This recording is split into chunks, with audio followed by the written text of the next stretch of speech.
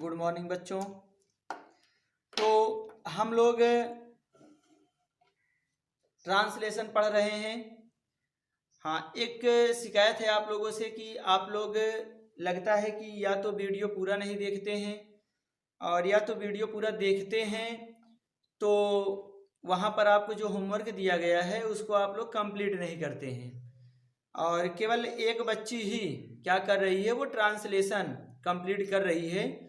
तो वो बच्ची आज भी होमवर्क कंप्लीट करके कमेंट बॉक्स में उसने अपने ट्रांसलेशन सेंड किए हैं।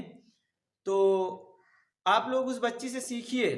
और वो बच्ची सुहानी, वो इसके पहले भी होमवर्क कंप्लीट करके कमेंट बॉक्स में भेजी थी और आज भी कमेंट बॉक्स में उसने जो ट्रांसलेशन दिया गया था उसको उसने सेंड किया है। तो उसका कार्य बहुत सराहनीय है। ठीक, और लगता है कि और बच्चे पूरा का पूरा वीडियो नहीं देख रहे हैं।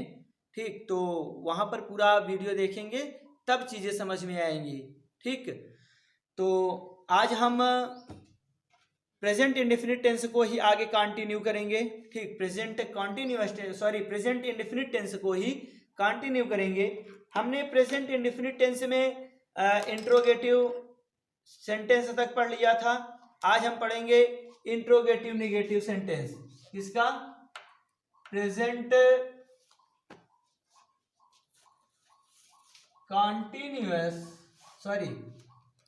प्रेजेंट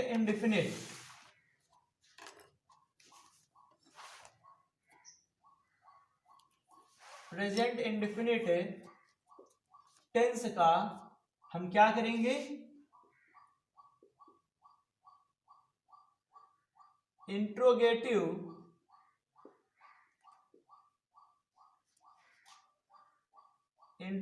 नेगेटिव सेंटेंस आज पढ़ेंगे कि इसका ट्रांसलेशन कैसे किया जाता है। ठीक, इसका ट्रांसलेशन कैसे किया जाता है इसके बारे में आज हम चर्चा करेंगे। तो देखिए, कल आपको मैंने बताया था इंट्रोगेटिव सेंटेंस पढ़ाते समय कि इंट्रोगेटिव सेंटेंस में क्या होता है कि सेंटेंस क्या होते हैं, दो तरीके से बनते हैं। सेंटेंस क्या होते हैं, दो तरीके से बनते हैं। एक तो क्वेश्चन वर्ड वाक्य के पहले क्या आता है तो वहां पर क्या करते थे, हेल्पिंग वर्ब का प्रयोग सबसे पहले करके उसके बाद सब्जेक्ट लिखकर ट्रांसलेशन किया जाता था। ठीक, और फिर एक होता था कि क्वेश्चन वर्ड वाक्य बीच में आता था। क्वेश्चन वर्ड वाक्य के बीच में आता था तो वहां पर क्या होता था, जब क्वेश्चन वर्ड वाक्य बीच में आता है तो उसकी स्पेलिंग हम सबसे पहले लिखकर उसके बाद हेल्पिंग वर्ब लगा के ट्रांसलेशन करते थे। ठीक, तो सेम टू सेम यहाँ पर भी सब कुछ वही है। बस बात यह है कि यहाँ पर केवल क्या होगा, सेंटेंस में आपको एक शब्द और मिल जाएगा और वह है नॉट, मतलब नहीं। सेंटेंस में आपको वो भी जुड़ा हुआ मिलेगा। ठीक, तो अब देखते हैं कि यहाँ पर कैसे होगा। पहचान तो आप जानते ही हैं, क्या है? ता है, ती है, ते हैं, ता हूं। ठीक, ये सब आएगा। और क्या होगा, वाक्य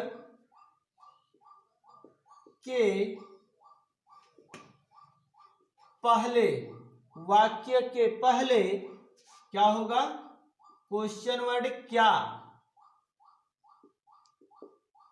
जुड़ा रहता है और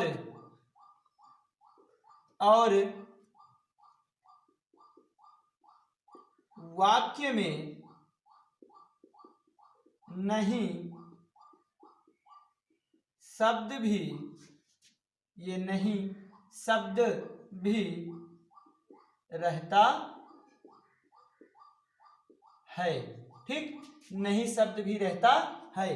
तो ये आपकी क्या हो गई, पहचान हो गई।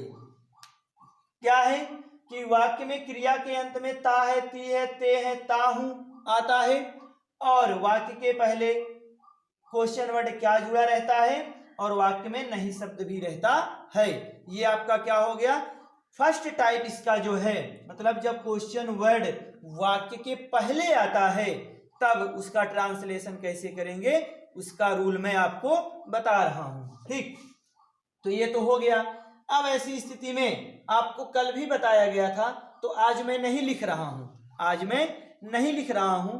इसके बारे में कल आपको बताया गया था कि जब क्वेश्चन वर्ड वाक्य के पहले आता है, क्वेश्चन वर्ड जब वाक्य के पहले आता है तब क्या होता है, क्वेश्चन वर्ड की अंग्रेजी ना लिख करके हेल्पिंग वर्ब डू या डज का प्रयोग करते हैं। ठीक, सहायक क्रिया डू या डज का प्रयोग किया जाता है। और आपको ये पता होगा कि डू या डज, आपको ये पता होगा कि डू या डज का प्रयोग किसके साथ होता है, सिंगुलर सब्जेक्ट के साथ डज का प्रयोग करते हैं, प्लूरल सब्जेक्ट के साथ डू का प्रयोग करते हैं। ठीक, फिर उसके बाद क्या करेंगे, यहां पर सब्जेक्ट लिखेंगे, सब्जेक्ट के बाद क्या करेंगे, नॉट शब्द लगाएंगे, उसके बाद मेन वर्ब का फर्स्ट फॉर्म, फिर उसके बाद ऑब्जेक्ट, अदर वर्ड, फिर क्वेश्चन मार्क लगा देंगे। इस तरीके से हमारा क्या हो जाता है, ट्रांसलेशन कंप्लीट हो जाता है। ठीक, तो यहां पर वो कहानी में पूरी ना लिख करके आपको डायरेक्टली रूल लिख रहा हूं।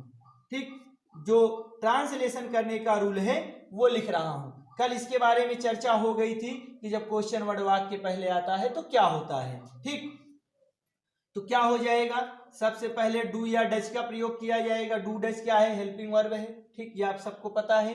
अब उसके बाद क्या होगा, सब्जेक्ट का प्रयोग करेंगे, फिर सब्जेक्ट के बाद नॉट शब्द आएगा, फिर मेन वर्ब का क्या होगा, मेन वर्ब का फर्स्ट फॉर्म, मेन वर्ब का फर्स्ट फॉर्म लिखेंगे, फिर उसके बाद क्या होगा, ऑब्जेक्ट होगा, फिर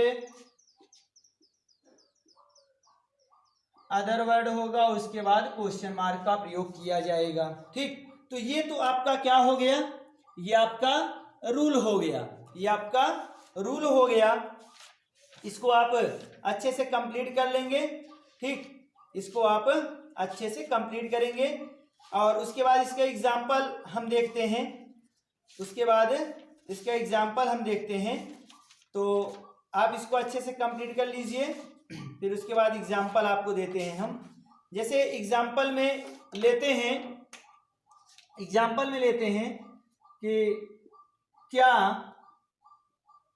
क्या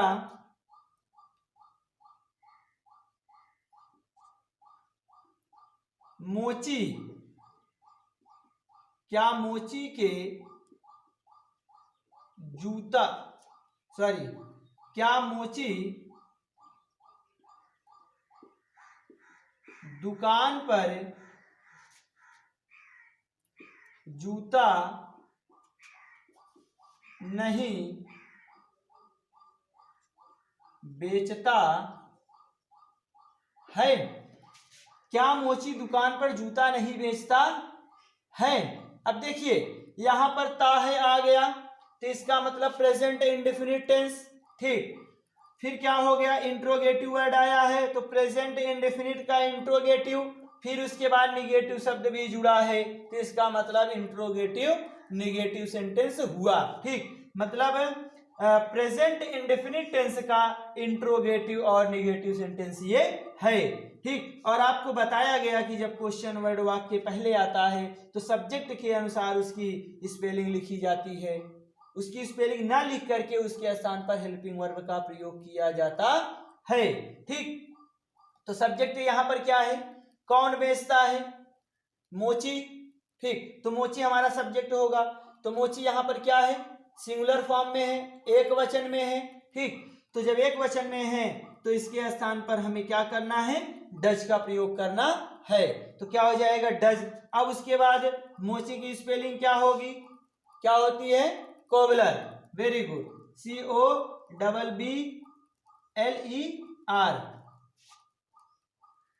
ठीक, कोबलर।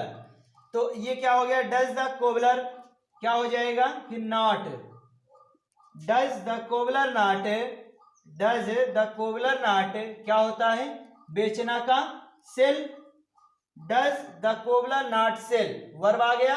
अब उसके बाद क्या बेचता है, सेल शूज, कहां, एट द शॉप। ठीक, does the cobbler not sell shoes at the shop, ये हो गया। तो ये आपको समझ में आया। ठीक, इसको अच्छे से देखें और समझने का प्रयास कीजिए। उस दूसरा एग्जाम्पल देते हैं। क्या क्या लोमड़ी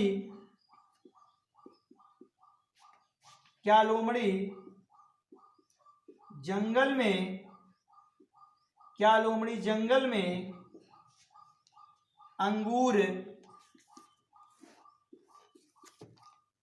अंगूर नहीं खाती है? क्या लोमड़ी जंगल में अंगूर नहीं खाती है? तो अब देख रहे हैं यहाँ पर ती है आ गया। क्या आ गया? ती है आ गया। और यहाँ पर नहीं शब्द भी जुड़ा है तो निगेटिव हो गया, यहाँ पर आया है तो इंट्रोगेटिव हो गया। इसका मतलब प्रेजेंट इंडेफिनिट टेंस का इंट्रोगेटिव नेगेटिव सेंटेंस है। तो आपको इसी रूल को फॉलो करना है भाई। प्रेजेंट इंडेफिनिट टेंस के इंट्रोगेटिव नेगेटिव का रूल तो यही है। ठीक, तो हमें इसी रूल को फॉलो करना है। तो अब यहाँ पर हमें क्या की अंग्रेजी ना लिख करके क्या लिखना है? क्या लिखना है? हेल्पिंग वर्ब डू या डज का प्रयोग करेंगे और वो भी सब्जेक्ट के अनुसार। क्या करेंगे?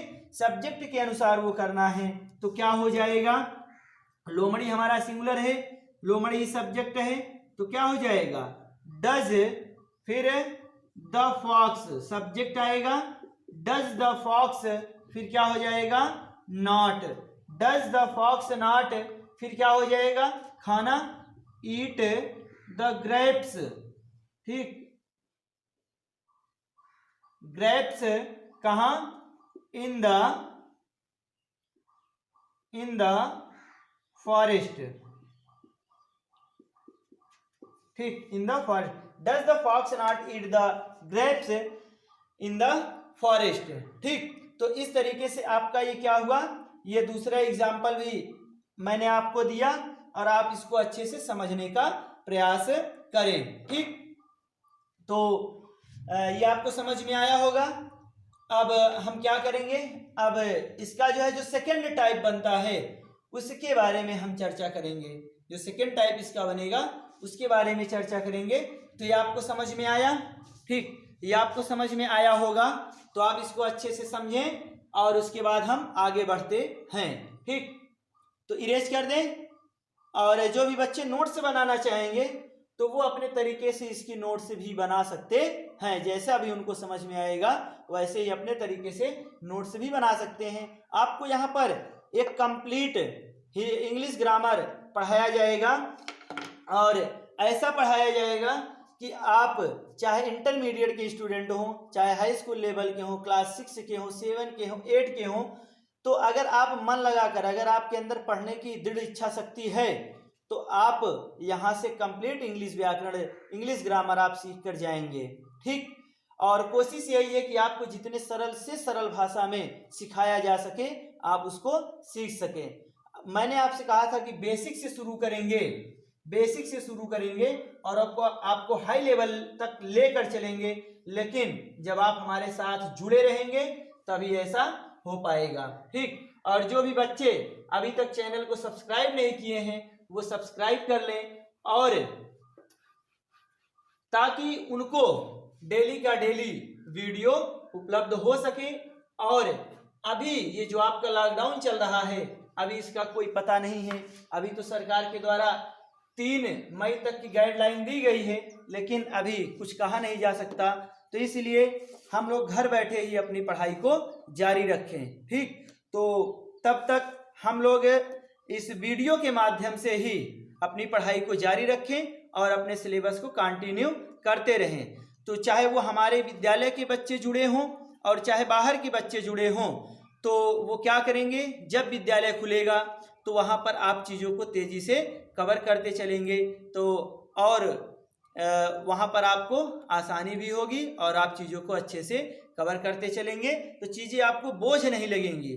तो इस लॉकडाउन में आप पूरा का पूरा फायदा लेते रहें। ठीक, तो अब देखते हैं इसका जो दूसरा तरीका है, इसका जो सेकेंड टाइप बनता है क्वेश्चन जो ट्रांसलेशन आता है उसके बारे में देखते हैं। ठीक, तो वो तो पहचान तो वही रहेगी, ता है, ती है, ते है, ता हूं, ये तो आएगा ही आएगा। लेकिन यहाँ पर एक चीज ये हो जाती है कि जो प्रश्नवाचक शब्द है, कल मैंने प्रश्नवाचक शब्द सब लिख दिए थे।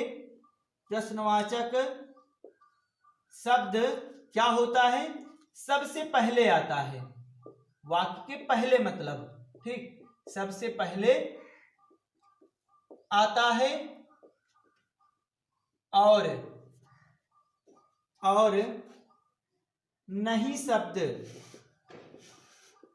नहीं शब्द भी जुड़ा रहता, और नहीं शब्द भी जुड़ा रहता है।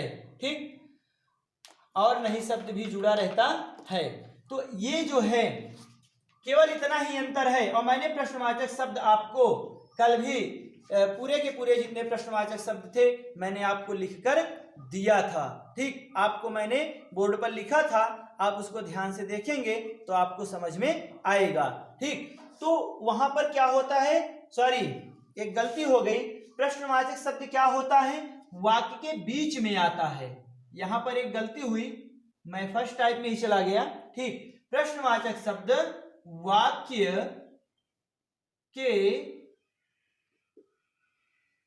बीच में आता है। ठीक, प्रश्नवाचक शब्द क्या होता है, वाक्य के बीच में आता है और नहीं शब्द भी जुड़ा रहता है। मतलब प्रश्नवाचक शब्द के साथ जुड़ा रहे या वाक्य में जुड़ा रहे, ठीक, वो तो सेंटेंस के ऊपर डिपेंड करता है कि कैसे जुड़ता है नहीं शब्द। ठीक, तो ये हो गया। और इसके बारे में भी कल चर्चा की गई थी कि जब क्वेश्चन वर्ड वाक्य के बीच में आता है तो उसकी अंग्रेजी सबसे पहले लिखी जाती है और उसके बाद क्वेश्चन वर्ड के बाद हेल्पिंग वर्ब डू या डज का प्रयोग किया जाता है। ठीक, तो यहां पर क्या होगा, यहां पर रूल जब बनेगा, यहां पर जब रूल बनेगा तो वो होगा question word,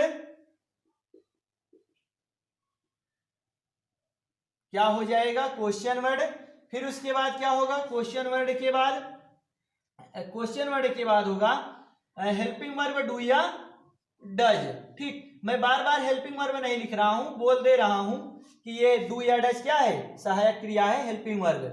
question word helping verb do या डज, फिर उसके बाद क्या आएगा, सब्जेक्ट आएगा, फिर उसके बाद क्या आता है, नॉट आएगा, फिर मेन वर्ब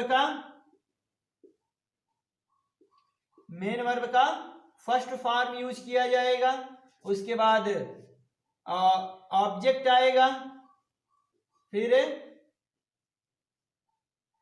अदर वर्ड आता है और उसके बाद यहां पर क्वेश्चन मार्क लग जाता है। ठीक, तो ये आपका क्या बना, रूल बना, ये आपका सेकेंड टाइप का रूल बना। और यहां पर सेकेंड टाइप के रूल को आप अच्छे से देखें, इसको समझने का प्रयास कीजिए। ठीक, और आपको चीजें तब समझ में आएंगी जब आप पढ़ने के साथ साथ मैं आपको जो 4, 5, 3 या कुछ भी जो होमवर्क के रूप में ट्रांसलेशन बोलता हूं उसको करने का प्रयास कीजिए। अगर वो ना समझ में आए तो वीडियो को एक बार और जाकर देखिए, 1-2 बार उसको समझने का प्रयास कीजिए। ठीक, और आपके पास कोई भी सामग्री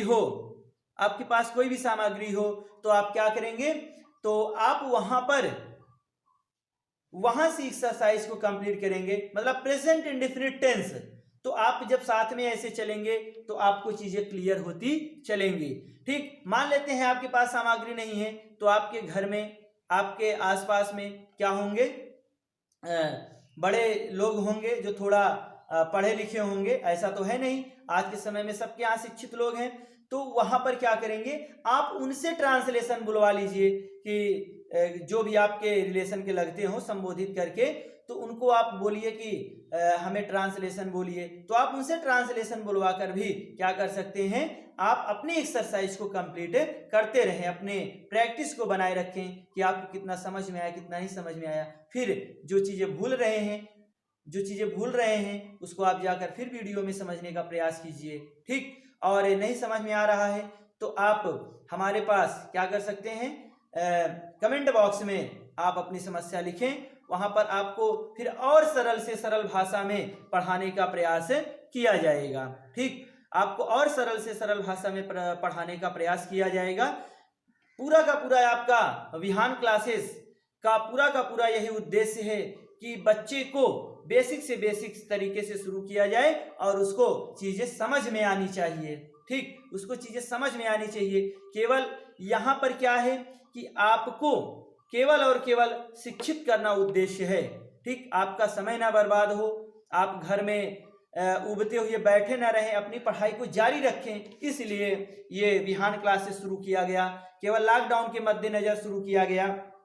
ठीक, और अगर सपोर्ट मिलता रहा तो ये विहान क्लासेस में हम और टीचर्स को भी उपलब्ध कराएंगे। ठीक, वहाँ पर आपको हाई स्कूल बोर्ड की इंग्लिश भी कंप्लीट करवाई जाएगी, साइंस भी आपको पढ़ाया जाएगा। ठीक, तो अभी आप हिंदी, इंग्लिश व्याकरण, इंग्लिश ग्रामर और हिंदी व्याकरण, ठीक, इतना एक एक सब्जेक्ट को हम कंप्लीट करते चलेंगे और उसके बाद ज़रूरत के हिसाब से आपको इंग्लिश और साइंस की भी क्लासेस आपको टॉपिक वाइज एक एक टॉपिक एक एक लाइन पढ़ाकर आपको यहाँ पर क्या किया जाएगा, क्लासेस उपलब्ध कराई जाएंगी। ठीक, तो आपको पूरा का पूरा कंप्लीट यहाँ से दिया जाएगा, बस आप के अंदर पढ़ने की दृढ़ इच्छा शक्ति होनी चाहिए। ठीक, तो आपको ये समझ में आया होगा। अब देखते हैं इसका एग्जाम्पल, देखते हैं हम एग्जाम्पल देखते हैं। शेर जंगल में मांस क्यों नहीं खाता है। शेर जंगल में मांस क्यों नहीं खाता है। ठीक, अब देख रहे हैं आपको, अब ये चीज तो आपको समझ में आ गई होगी कि ये है तो प्रेजेंट इंडेफिनिट है। ठीक, मतलब ता है तो इसका मतलब प्रेजेंट इंडेफिनिट है, मतलब इतने में से अगर आपको क्रिया के अंत में कुछ दिखा तो इसका मतलब प्रेजेंट इंडेफिनिट है। ठीक, मैं बार बार क्यों ऐसा बोल रहा हूं, क्योंकि जैसे जैसे ही हम आगे बढ़ेंगे आपके मन में कंफ्यूजन उत्पन्न होती चली जाएगी कि अरे इसमें भी तो है आ गया, उसमें भी तो है आ गया, यहाँ तो ये है वहां तो वो है, तमाम तरीके की कंफ्यूजन आती चलेगी। तो इसीलिए मैं बार बार बोल रहा हूं, तो यहाँ पर आप चीजों को अभी से क्लियर करते हुए चलें कि अगर ता है तो प्रेजेंट इंडेफिनिट का होगा, और यहाँ नहीं है तो निगेटिव होगा, यहाँ क्यों है इंट्रोगेटिव है तो इंट्रोगेटिव निगेटिव, मतलब प्रेजेंट इंडेफिनिट टेंस का इंट्रोगेटिव निगेटिव सेंटेंस बनेगा। ठीक, ये हो गया। और आपको ये रूल दिया गया है कि अगर क्वेश्चन वर्ड वाक्य के बीच में आए तो इसकी अंग्रेजी सबसे पहले लिखी जाती है। तो क्या हो जाएगा, क्योंकि अंग्रेजी होती है वाई, क्या होती है वाई। फिर उसके बाद कहा गया कि हेल्पिंग वर्ब डू या डज का प्रयोग करेंगे, हेल्पिंग वर्ब डू या डज का प्रयोग किया जाएगा। तो यहां पर क्या करेंगे, डू या डज में से कोई एक लगाएंगे तो शेर क्या है, सिंगुलर है, सब्जेक्ट यही है, तो क्या हो जाएगा डज। व्हाई डज, फिर क्या हो जाएगा the lion, why does the lion, फिर क्या हो जाएगा नॉट, यहां आ जाएगा, देखिए सब्जेक्ट के बाद not, why does the lion not, फिर क्या हो जाएगा eat, why does the lion not eat meat, place भी कर सकते हैं मीट इन द फॉरेस्ट। ठीक, why does the lion not eat meat at the in the forest, शेर जंगल में मांस क्यों नहीं खाता है। तो ये हो गया। ठीक, तो आप इसको समझने का प्रयास करें। और एक एग्जांपल अभी और देते हैं हम आपको। ठीक, आप लोग कमेंट बॉक्स में बताया करें, अगर आपको समझ में आ रहा है तब तो ठीक है, नहीं तो हम और एग्जांपल आपको देकर और अच्छे से समझाने का प्रयास करेंगे। ठीक, अब देखते हैं अगला एग्जांपल।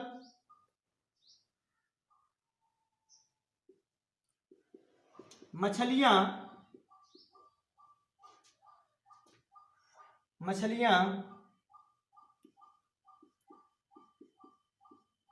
तालाब में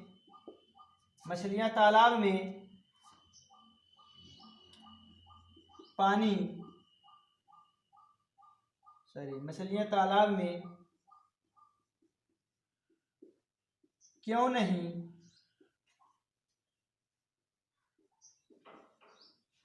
तैरती हैं, मछलियां तालाब में क्यों नहीं तैरती हैं। तो क्या हो जाएगा, अब देखिए यहां पर भी क्यों नहीं ती है, ठीक, सब कहानी वही है।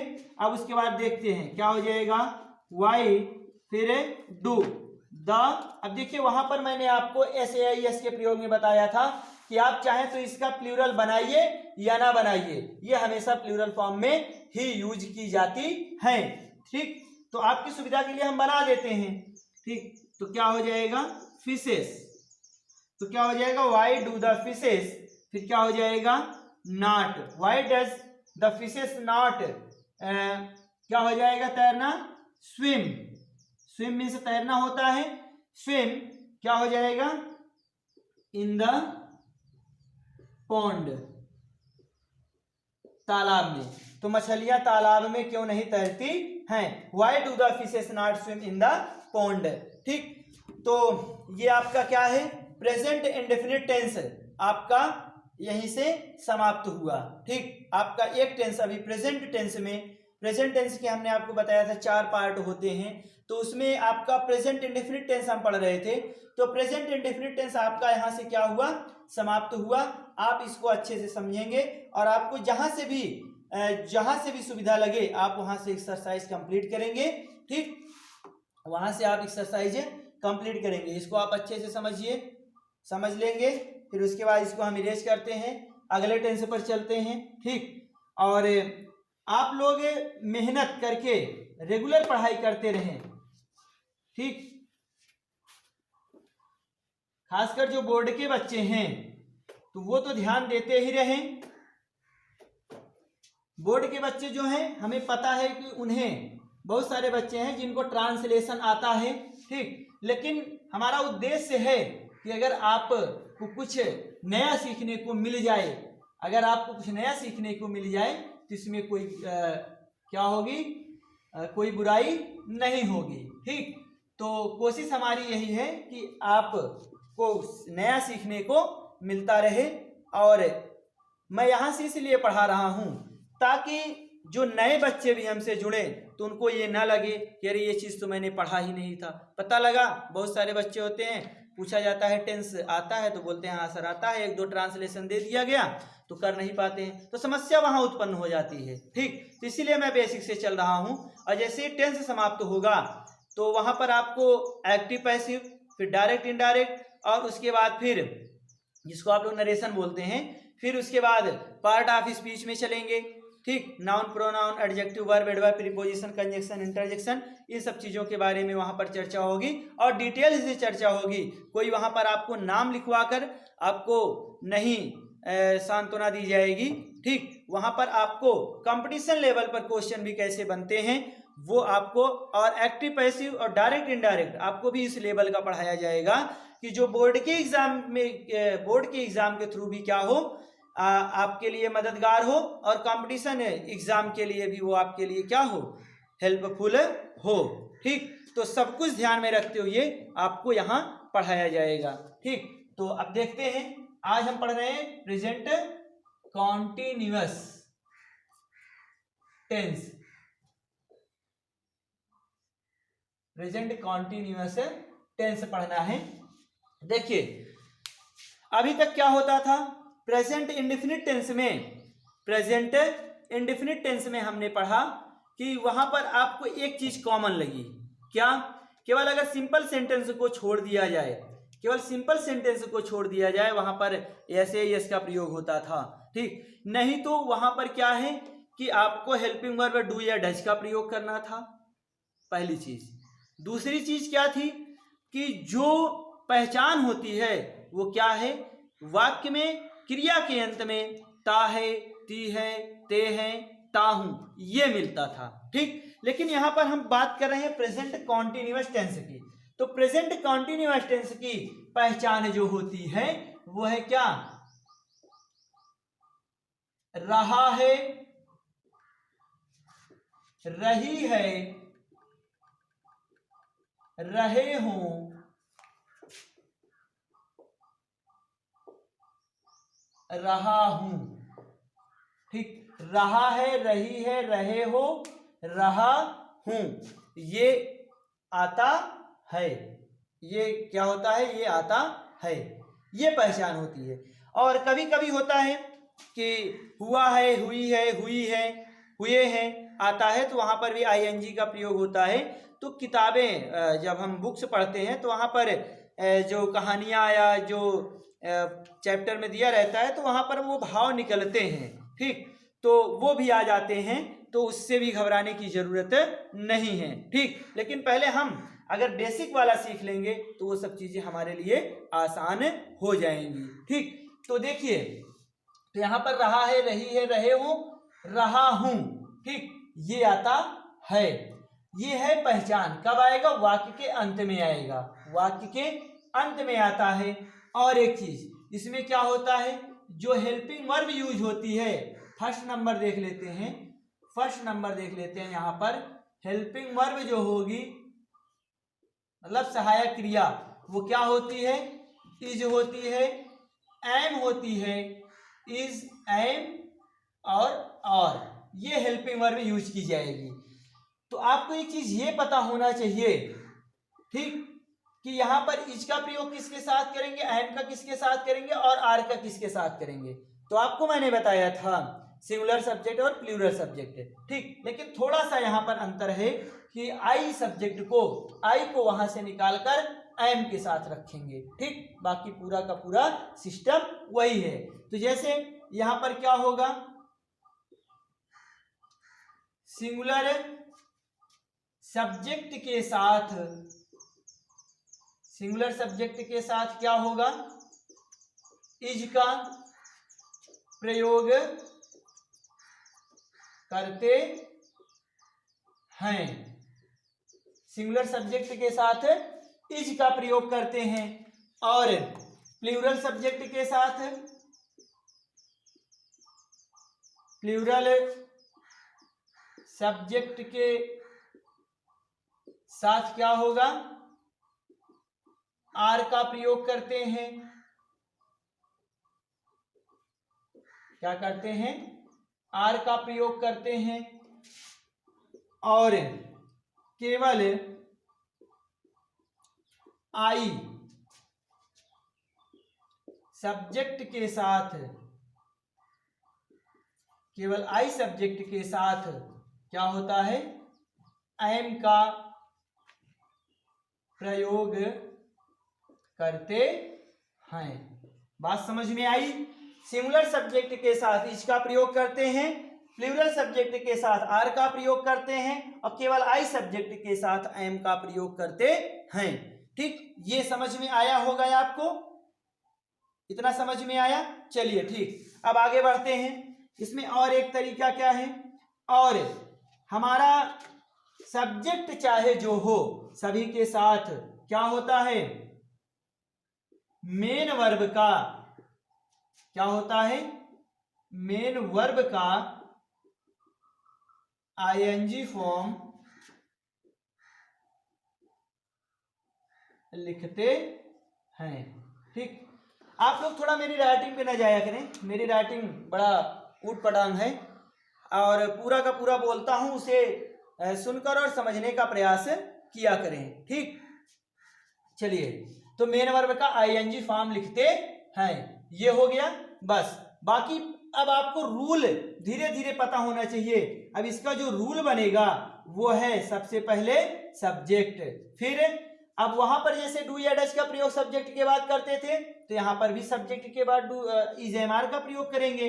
तो हेल्पिंग वर्ब क्या हो जाएगी? इज एम आर में से किसी एक का प्रयोग करेंगे। ठीक, फिर उसके बाद क्या हो जाएगा? मेन वर्ब का आईएनजी फॉर्म, मेन वर्ब का आईएनजी फॉर्म, फिर उसके बाद क्या हो जाएगा? ऑब्जेक्ट हो जाएगा, फिर अदर वर्ड हो जाएगा, फिर फुल स्टॉप हो जाएगा। ये आपका रूल बन गया। अब देख रहे हैं आप धीरे धीरे आप खुद ही रूल बनाना सीख जाएंगे। ठीक, अभी जैसे ही कॉन्टिन्यूअस और परफेक्ट तक पहुंचते पहुंचते आप खुद ही समझ जाएंगे, अगर मन लगाकर पढ़ेंगे तो आप खुद ही समझ जाएंगे कि रूल कैसे बनता है और किस रूल पर ट्रांसलेशन होता है। ठीक, और केवल आपको मन लगाने की जरूरत है। एक बार अगर आपको समझ में आ गया तो जिंदगी भर ट्रांसलेशन नहीं भूलेंगे। हाँ, इतना है कि ट्रांसलेशन में आपको नई नई चीजें जरूर मिलती जाएंगी। ठीक, लेकिन जो आप बेसिक तरीका है इसको आप जिंदगी भर नहीं भूलेंगे। ठीक, चलिए अब इसको एग्जाम्पल देखते हैं एज में। हाँ, एक चीज और ध्यान देना है, ये प्रेजेंट कॉन्टिन्यूअस टेंस का क्या है, सिंपल सेंटेंस है। क्या है, सिंपल सेंटेंस का रूल मैं बता रहा हूं, इसको भूल गया था, सिंपल सेंटेंस का रूल है। ठीक, तो जैसे क्या है कि राधा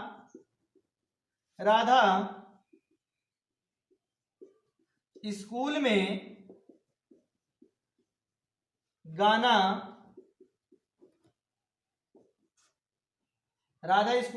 गा रही है। राधा स्कूल में गाना गा रही है तो क्या हो जाएगा, देखिए राधा सब्जेक्ट, अब देखिए रहा है, रही है, रहे में से कुछ आ गया तो रही है आ गया तो निश्चित तौर पर प्रेजेंट। अब देखिए एक तो पहली बात तो क्या है आ गया तो वो तो प्रेजेंट होना ही होना है, और रहा रही और जुड़ गया तो प्रेजेंट कॉन्टिन्यूअस टेंस हो जाएगा। ठीक, ये आपको समझना है। तो अब देखिए सब्जेक्ट क्या है, कौन गा रही है, राधा, तो राधा सब्जेक्ट, तो राधा सबसे पहले रूल के हिसाब से सब्जेक्ट। अब राधा सिंगुलर की प्लूरल, आपको बताया गया था कि जो व्यक्तियों के नाम होते हैं वो सिंगुलर होते हैं। ठीक, तो क्या हो जाएगा, तो राधा इज, क्या हो जाएगा, गाना का क्या होता है, सिंग, और आईएनजी फॉर्म जुड़ जाएगा तो सिंगिंग, तो क्या हो जाएगा, राधा इज सिंगिंग, क्या गा रही है, a song. Radha is singing a song, कहां, इन द स्कूल। ठीक, Radha is singing a song in the school. ठीक, ये आपका क्या हो गया, ट्रांसलेशन हो गया, एग्जाम्पल हो गया। आप इसको समझने का प्रयास करें। चलिए इतना समझ में आया। अब दूसरा क्या करते हैं, देखते हैं, इसका एग्जाम्पल हो जाएगा, हम मेले में खिलौना खरीद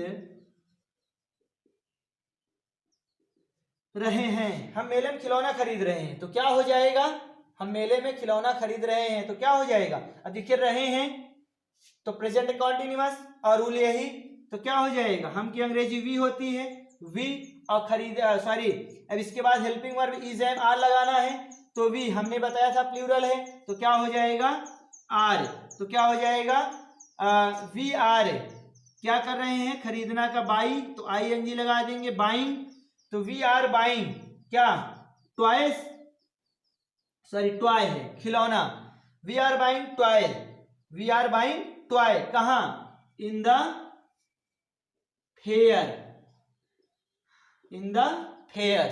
ठीक, तो इस तरीके से क्या हो गया, आपका ये ट्रांसलेशन भी कंप्लीट हुआ। तो आप इसको अच्छे से समझें। अभी एक एग्जांपल और दे देते हैं, मैं वाला। ठीक, यहां पर देते हैं, मैं खेत में घूम रहा हूं, मैं खेत में घूम रहा हूं। अब देखिए रहा हूं क्या आया है, रहा हूं, तो प्रेजेंट कॉन्टिन्यूअस टेंस, तो इसका क्या हो जाएगा, सब्जेक्ट आई है तो आई, फिर आपको यहां लिखा गया है कि केवल आई सब्जेक्ट के साथ एम का प्रयोग करते हैं, तो क्या हो जाएगा, आई एम, तो घूमना का क्या होता है, वॉक, तो आई एन जी जोड़ देंगे, वॉकिंग, कहां, इन द कहां, फील्ड। ठीक, मैं खेत में घूम रहा हूं, I am walking in the field. तो ये आपको समझ में आया। ठीक, तो ये आपका प्रेजेंट कॉन्टिन्यूअस, सॉरी हाँ, प्रेजेंट कॉन्टिन्यूअस टेंस का सिंपल सेंटेंस था। अब आपको समझ में आया। चलिए हाँ, तो इतना आपको समझ में आया होगा। हाँ, अब आपको मैं होमवर्क के रूप में एक दो ट्रांसलेशन बोल देता हूं, उसको आप प्रयास कीजिएगा। लिखिए, क्या क्या तुम क्या तुम प्रतिदिन घर पर क्या तुम प्रतिदिन घर पर केला खाते हो?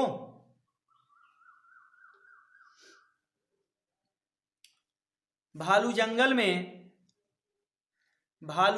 में क्यों नहीं घूमता है? भालू जंगल में क्यों नहीं घूमता है? क्या क्या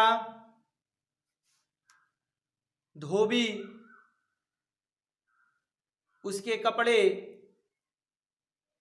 नहीं धोता है? नहीं धोता है। वह वह अपनी माताजी के साथ वह अपनी माताजी के साथ खेत में